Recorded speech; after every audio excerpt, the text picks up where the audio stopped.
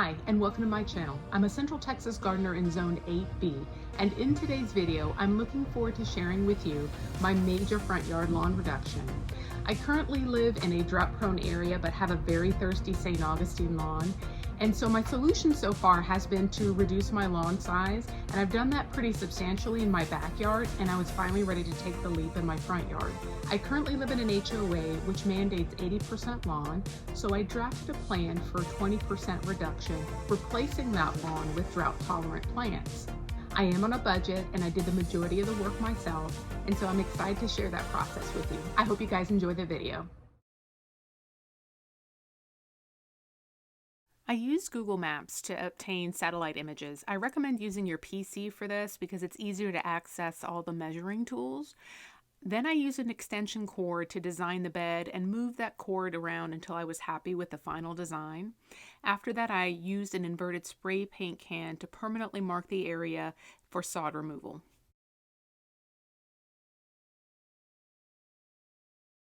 All right, so behind me here, you can see about 1,300 square feet of sod that I've had removed. I've got St. Augustine here, and so I had a crew from our local nursery and landscape come out and cut this out with a sod cutter. They have trenched along the curb so that I can allow that mulch to hopefully sink into those edges. I may have to extend that a little deeper, so hopefully that mulch doesn't wash out. I've also got, of course, my in-ground water box where the main city water comes in, and I need to make sure that I have easy access to that should I ever need to turn off my water quickly. So I'm going to lay a big flagstone over that just kind of marks that area. That way I don't lose it in that sea of mulch and plants.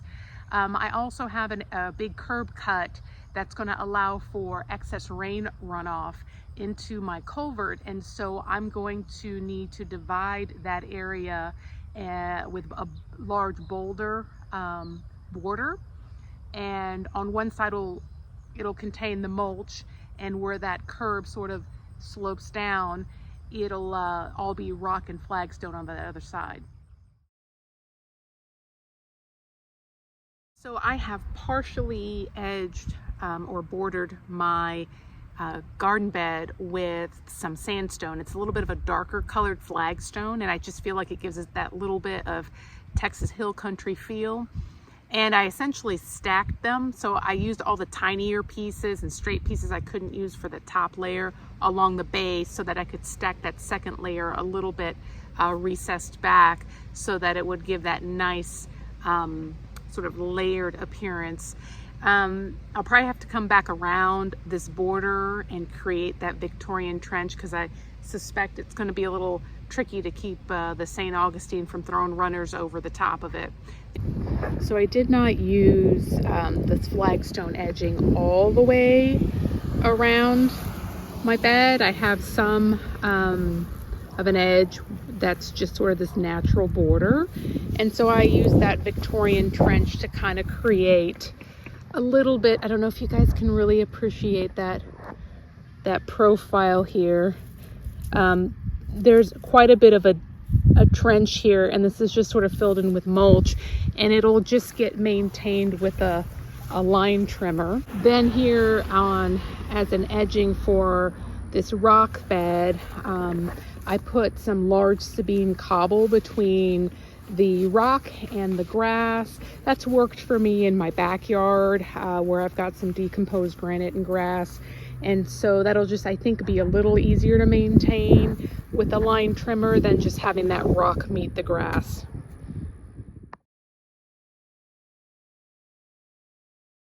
So behind me here you can see my walkway, my flagstone walkway, and the main reason I placed that there was because I have some in-ground utility boxes that I didn't want to lose in this large mulched bed, and I felt like this would be a great way to give me that visual cue of where those are, but also offered a way to sort of visually break up this large expanse of mulch, and then also give me an access point to just kind of walk from the street to the lawn without walking through the mulch and potentially compacting my soil even further.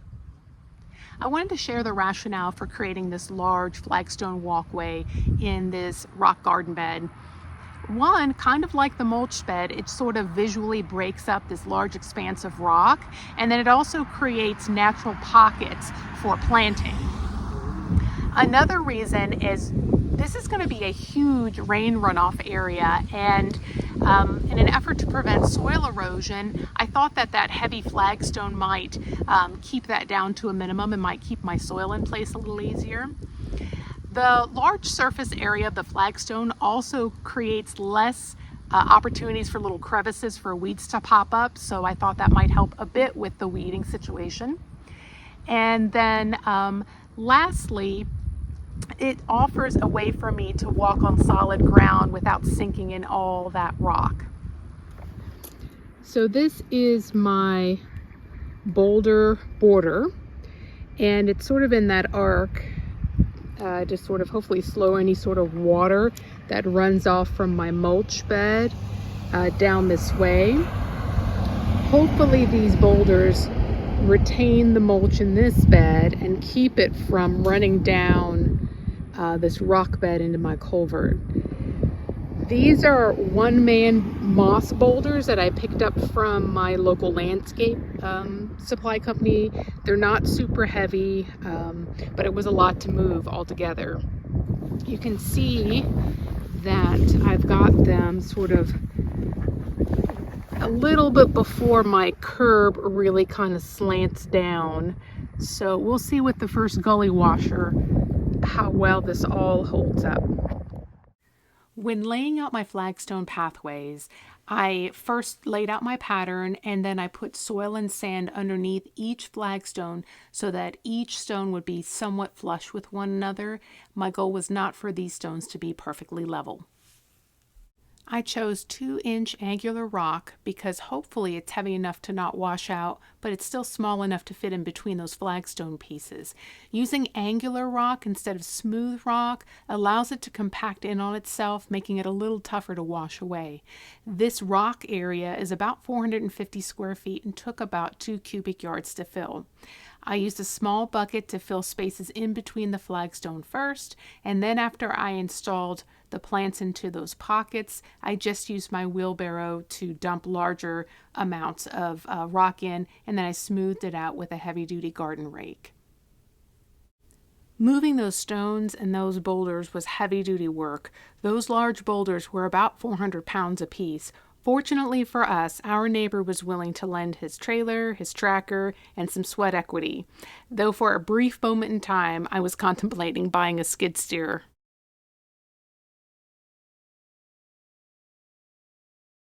I chose drought-tolerant, native and well-adapted plants to replace this stretch of thirsty lawn. I kept my selection to a handful of plants to keep the look cohesive and restful to the eye.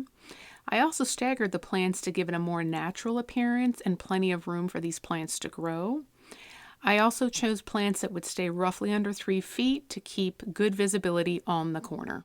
This is Dwarf yaupon holly. It's a Texas native and evergreen. It typically gets about 3 to 4 feet in height and spread, though sometimes can get bigger, although it is also easily pruned.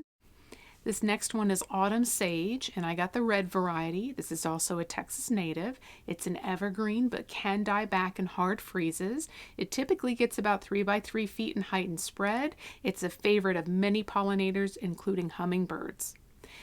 Mexican feathergrass is a well-adapted ornamental grass for our area. It gets about 2 to 3 feet in height. It can spread pretty vigorously, so I'll have to be out here pulling up any plants I don't want. Wright skullcap is a Texas native that remains evergreen and does flower, stays about 1 to 1 foot in height and spread, but I have some of these in a partial shade area that are probably twice that size. Red yucca is a Texas native that is an evergreen and also flowers. The base of it stays under 3 feet, but the flower stalks can reach about 5 feet. You often see this in commercial landscape because it is so low maintenance. Yucca pallida, this variety is known as blue powder, is a new to me plant, but I chose it because it's low growing, staying under about 3 feet. It's evergreen and it flowers in the spring. Whale's tongue agave is a Texas native succulent that gets about 3 to 4 feet in height and spread. It is cold hardy to about 10 degrees Fahrenheit, so once it gets around that temperature, I'll have to be careful to consider covering it, especially if it gets wet. If you found this information helpful so far, please consider subscribing. If you feel somebody else might find this information helpful, please consider sharing the video. Thanks!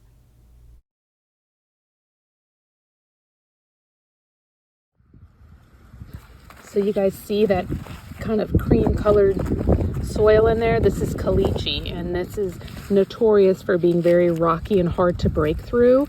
Sometimes you need a pickaxe to get after it, or sometimes you need like a crowbar or a rock bar to sort of pry those larger rocks out.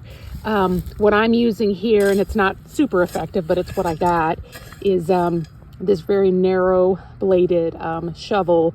Kind of helps me get at least some of those rocks out. But this is pretty classic for, actually this whole spot has sort of been this way. So I'm doing my best. I can be a little lazy when it comes to digging holes for plants, but generally you should aim for a hole that is twice the width of the pot that the plant came in and about the same depth. I like starting with my narrow profile shovel because it's easier to get through my caliche and clay soil. Then I use my wide profile shovel to remove the excess dirt.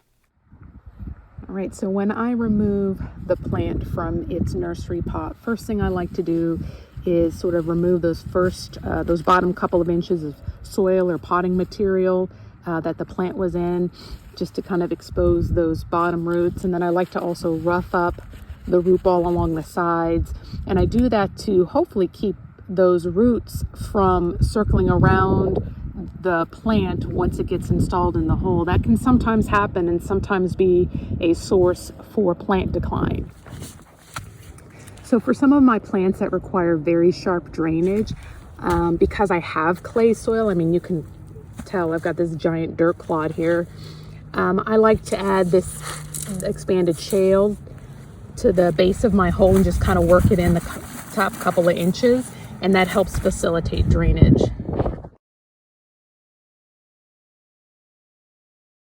So behind me here is about 12 cubic yards of hardwood mulch. It's naturally this color, it's not dyed or anything, and this is probably my go-to wood mulch for all of my garden beds.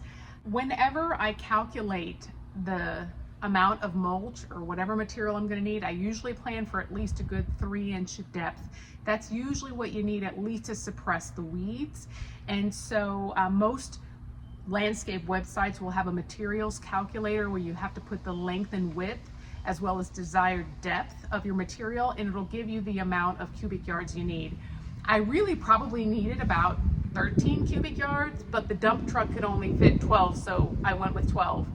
So you may have noticed that I haven't used any weed barrier in either one of the beds, either the rock bed or the mulched bed. And I have used weed barrier before, but I have found it not very effective at keeping the weeds from coming.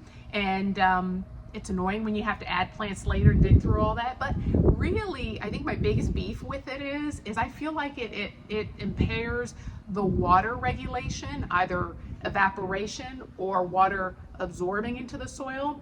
Second thing I don't like about it is, especially with this mulch, you know, if I didn't have a weed barrier there, that mulch after a time will break down and actually improve the drainage of that clay soil. That's not going to happen with that weed barrier. And so I have taken to not using weed barrier for that reason. When mulching a bed with plants already installed, covering those plants with a nursery pot can make working the mulch a little easier, and you're also less likely to damage your plants.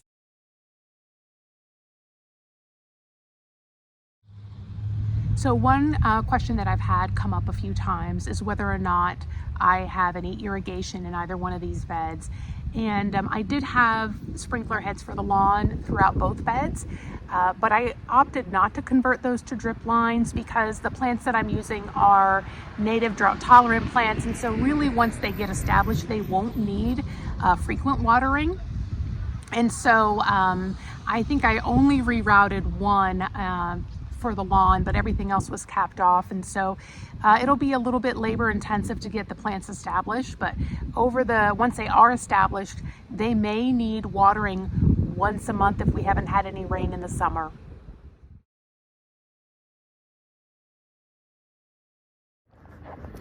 All right, so this will be my next challenge in both of these beds as they get established, is getting on a weekly program to remove all the weeds. I've got sedge here, and I've also got a lot of volunteer Bermuda popping up. I knew it would be a problem because I had a lot of both of these things growing in these beds. And so I will hand pull as much as I can in terms of the other weeds, but sedge and Bermuda, I've not had much luck with anything to include using things like horticultural vinegar. So I will have to use an herbicide on a once a week basis, making sure I'm pretty targeted in my application. So that way, hopefully, I avoid any drift onto non-target plants.